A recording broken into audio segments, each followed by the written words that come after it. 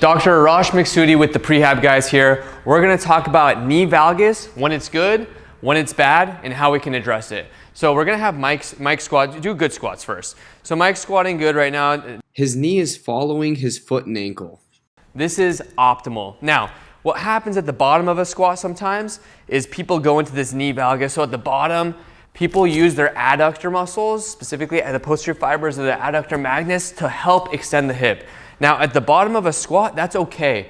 We're not worried about that. Now, the problem comes when people drop. See, that's at the bottom of the squat. Fine. We need a little help with the adductor magnus. Now, the problem lies when people drop into this knee valgus from the very beginning, like that, and they just drop into it, and then they come up and they stay, they go into this, what we call dynamic knee valgus. So they're normal up here, and then they drop as they come down, which is not optimal. So, real quick, if you are using the adductor magnus a lot and you're pulling in and creating that knee valgus at the bottom, an easy fix for that is just bringing your feet a little more narrow. However, I don't think in and of itself that's a problem. But if you have bad control, meaning you're dynamically falling into knee valgus, we're gonna take you through 2 exercises today to help build control, because this can actually be coming from the foot or up from the hip.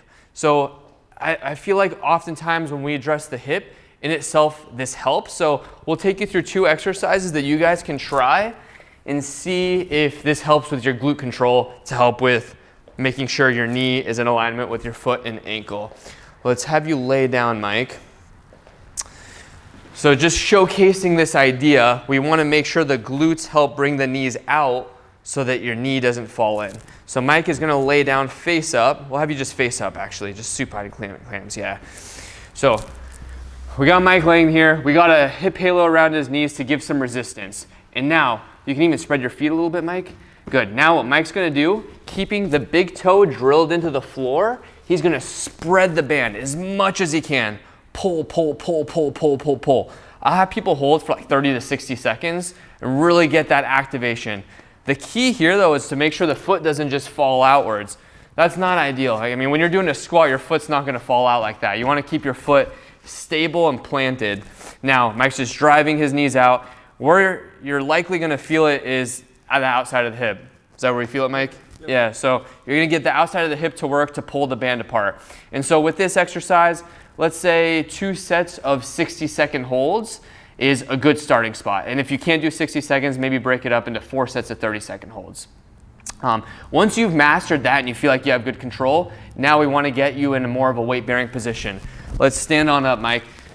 Because in reality, a squat isn't a weight-bearing position, so we gotta master keeping this control in a weight-bearing position. Now, same idea as what we did on the floor, but you're gonna be in a squat position. So I'll have you in a little bit of a squat position, Mike. Good. Now spread the band. Same thing here. I don't want Mike's foot to be flopping out. No, his big toe is drilled in, his arch is up, and he's spreading the band. And same thing, you're likely gonna feel it a ton from the hips. We're really focusing on the hips, but oftentimes just working on the foot and ankle is helpful. We'll save that for another video. And so same thing here, hold this position for anywhere from 30 to 60 seconds.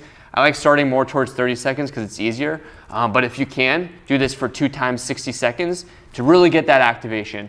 And so now, Mike has got that activation and control. We've primed those muscles a little bit. And if he goes back to a squat, hopefully he can maintain that optimal alignment that we're talking about with keeping the knees in between the foot, ankle, and the hip. So now we've opened up and kind of primed those glute muscles, and Mike's squatting perfectly. Not that Mike had a problem before, but try those exercises before you squat, those 2 exercises, and see if that helps with your control and improves your alignment. Hope you guys enjoyed this video. Give us a like if you learned something from this. Drop a comment below with any other topics that you want us to talk about. Thanks, guys.